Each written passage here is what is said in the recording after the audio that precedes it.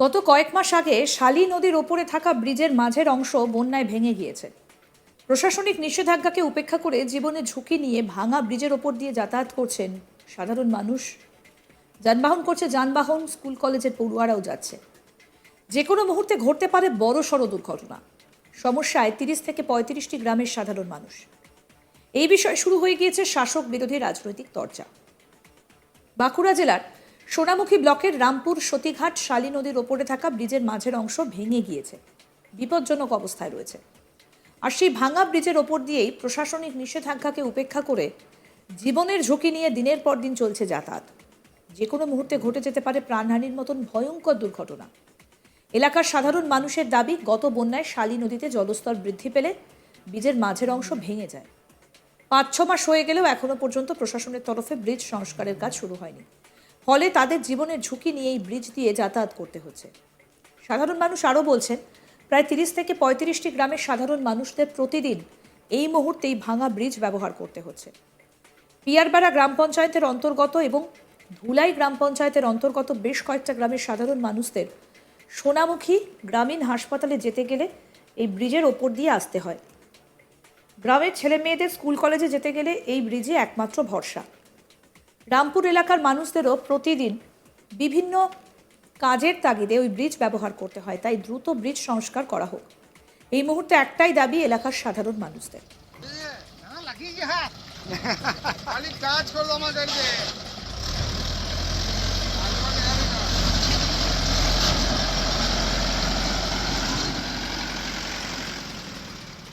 এলাকার ছাত্র তুহিন ঘা কি বলছেন শুনবো। আতঙ্ক তো পুরোটাই তো আতঙ্ক আমাদের, এটা পুরোটাই। কিন্তু আমাদের তো অসুবিধাই তো বলছি তো, আমাদের প্রচন্ড অসুবিধা। আমার ভাইদিকে আবার দিতে আসতে হচ্ছে স্কুলে, এখন এইটার জন্যই দিতে আসতে হচ্ছে, নাহলে আস্তে আস্তে ঠিক বেরিয়ে যাচ্ছিল আজ আজকে।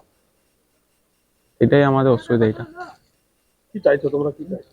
আমরা চাইছি এতে ব্রিডে ওইটা বাগানোর ব্যবস্থা কিছু নেওয়া হবে এইটা ব্রিডের জন্য। এটা পারাপারের সময় কতটা আতঙ্ক থাকে? হ্যাঁ, পারাপারের সময় পুরোটাই আতঙ্ক আমাদের, পুরোটাই। এই তো যেমন এই জেঠু আমার পেরোচ্ছে মোটর সাইকেলে, এই তো দেখো জেঠুকেই স্নান দাল, বিশাল তো অসুবিধা এটা।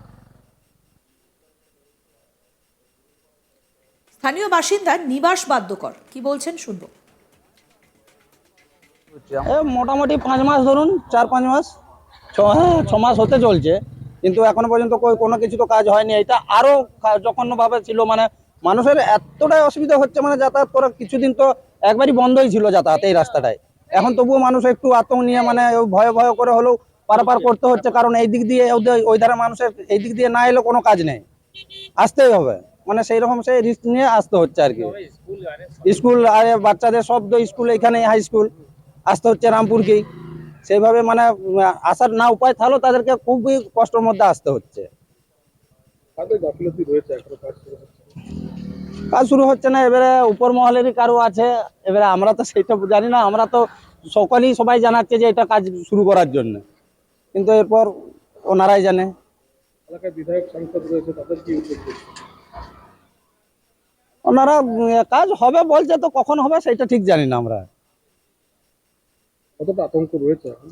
প্রচুর আতঙ্ক। এই তো মানুষের যা বিপদ হচ্ছে, যে কোনো মানুষ যখন তখন কাছাড় খাচ্ছে, পড়ে যাচ্ছে, উঠতেছে বাইক নিয়ে,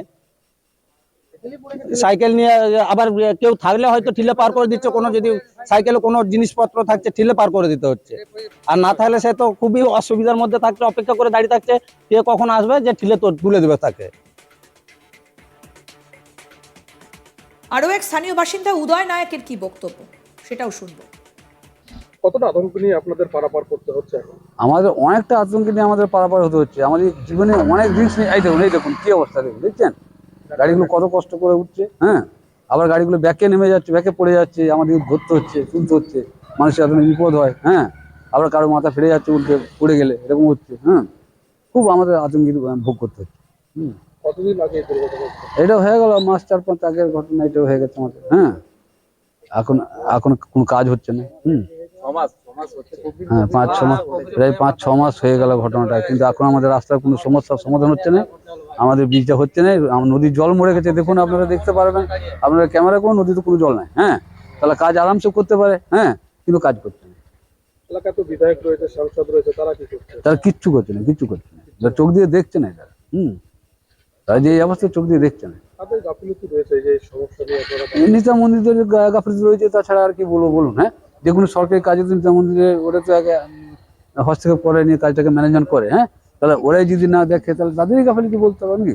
আমরা সাধারণ মানুষ আমাদের বলে তো সরকার আমাদের কথা অ্যালাউ করে কাজটা করবে না নাকি? নিতা মন্দিরে বলে হ্যাঁ কাজটা করতে হবে নাকি? চাইছেন আপনারা? আমরা চাইছি যত তাড়াতাড়ি সম্ভব আমাদের ব্রিজটা সমস্যাটা সমাধান হোক, এটাই আমরা চাই। মানুষ যাতে ভালোভাবে চলাফেরা করতে পারে। সোনামুখী ব্লক প্রশাসনের তরফে সতর্কবার্তা দিয়ে সাইনবোর্ড লাগানো হয়েছে। পাশাপাশি এলাকায় মোতায়েন থাকছে সিভিক ভলেন্টিয়ার, যাতে করে কেউ এই ভাঙা ব্রিজ দিয়ে যাতায়াত না করেন। কিন্তু তারপরেও দেখা যাচ্ছে 2 চাকা থেকে 4 চাকা সহ সাধারণ মানুষ প্রতিনিয়ত জীবনে ঝুঁকি নিয়ে যাতায়াত করছেন এই ভাঙা ব্রিজ দিয়ে। সব থেকে বেশি সমস্যায় পড়তে হচ্ছে স্কুল কলেজের ছাত্রছাত্রীদের। এই ভাঙা ব্রিজ দিয়ে যাতায়াতের সময় কোনো প্রাণহাতির মতো দুর্ঘটনা ঘটলে এর দায় কে নেবে, সেটাই এখন সব থেকে বড় প্রশ্ন। আর এই নিয়ে শুরু হয়েছে শাসক বিরোধী রাজনৈতিক চর্চা। সোনামুখী বিধানসভার বিজেপি বিধায়ক দিবাকর ঘরামি জানান, তৃণমূল বালি তুলে তুলে এই ব্রিজটাকে ভেঙে দিয়েছে। আবারও ভাঙা ব্রিজের ওপর মাটি ফেলে বালির গাড়ি পার করানোর চেষ্টা করছে। তবে এই ব্রিজের সমস্যা বাঁকুড়া জেলা শাসক, বিধানসভায় ও সংশ্লিষ্ট দপ্তরের মন্ত্রীকেও জানিয়েছেন বলে তিনি দাবি করেন। কি বলছেন বিজেপি বিধায়ক দিবাকর ঘরামি, শুনব। তৃণমূল ওটা দাবি করছে, আর তৃণমূলের নেতারা ওটা দিয়ে আবার বালি পাচার করার জন্য মাটি ফেলে যে ব্রিজটা দিয়ে এখন স্কুল কলেজের ছাত্রছাত্রী অ্যাম্বুলেন্স যেতে পারছে, ওটার উপরে মাটি চাপিয়ে তার উপর দিয়ে ওই বালির গাড়ি মাটির গাড়ি পার করবে। ওরা ওইসব মুখে বলে তৃণমূলের নেতারা, ওদের প্রধান নিজে করছে তার নিজের ট্রাক্টরে করে। তো ওই মাটি ফেলে যখন ওই পণ্যবাহী গাড়ি যাবে, যখন ওই ইট বালির যখন ওই মাটির গাড়ি যাবে, তখন তো ওটা বসে যাবে, তখন অ্যাম্বুলেন্স পেরোবে না, স্কুল কলেজের ছাত্রছাত্রীরা পেরোতে পারবে না। আর এরা মানুষের কথা বলে। আমি ওটা প্রথম হবার সঙ্গে সঙ্গে ডিএমকেও চিঠি দিয়েছি, বিধানসভায় তুলেছি, আমি মন্ত্রীকে চিঠি দিয়েছি। আর ওরা এসব করছে, আর যাতে এই ওদের রোজগারের জায়গা করতে পারে তার জন্য ওই ব্রিজ ভেঙে যাক, কোনো আপত্তি নেই। ওরা ওই সোনামুখীর পঞ্চায়েত সমিতির সভাপতি কুশাল বন্দ্যোপাধ্যায় জানান, বিষয়টা আমরা জেলা পরিষদে জানিয়েছি এবং জেলা পরিষদ রাজ্যকে জানিয়েছে। কি বলছেন শুনবো। দেখুন, ব্রিজটা কত বন্যায় ভেঙেছে এটা আমরা অলরেডি জেলা পরিষদকে জানিয়েছি। জেলা পরিষদ এটা টেক আপ করেছে এবং SRDA কে দিয়ে ডিপিআর তৈরি করে পরে আমরা রাজ্যে পাঠিয়ে দিয়েছি। আশা করি শীঘ্রই অনুমোদন হবে এবং এর ব্যয়ভার প্রায় 13 কোটি টাকা। সোজা জিনিস তো নয়, তবে রাজ্য এটাকে খুবই অগ্রাধিকার ভিত্তিতে দেখছেন। আশা করি মানুষের আশা কিছুদিনের মধ্যে পূর্ণ হবে। আরও আপডেট পেতে দেখতে থাকুন আজ তাক বাংলা। সাবস্ক্রাইব করুন, নোটিফিকেশন পেতে বেল বাটন অপশন প্রেস করুন, হোয়াটসঅ্যাপে ফলো করুন আজ তাক বাংলা, ভিডিওটা লাইক করুন, শেয়ার করুন, কমেন্ট করুন।